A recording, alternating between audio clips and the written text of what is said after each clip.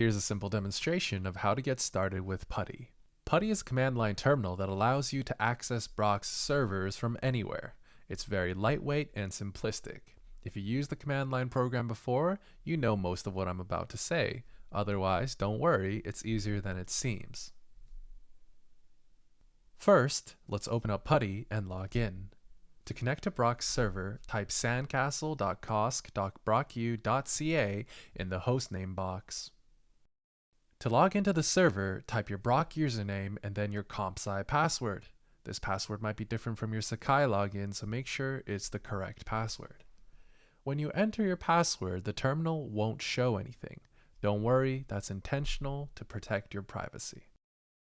There are many commands in command line applications, but we'll go over the most important ones for this course. To begin with, show directory. Type dir. This will display the names of all directory files and folders. To access any folder, use the cd command. This will allow you to change directories and enter and exit folders. To enter a folder, type cd and the name or path of the folder. To leave or go up a level from a folder, simply type cd and follow with 2 dots and a /.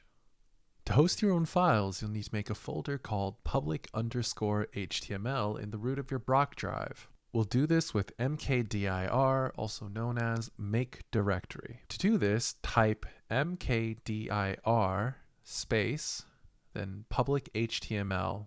Make sure to remember the underscore. Now we need to change the permissions for the folders by using the chmod command. Chmod should be explained in labs and lecture, but when in doubt, it's relatively safe to use 755.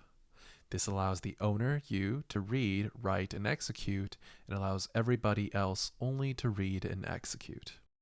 That's it. As long as you remember to chmod your folder and files, everything else is just coding. Make sure to store your assignments in the public_html folder.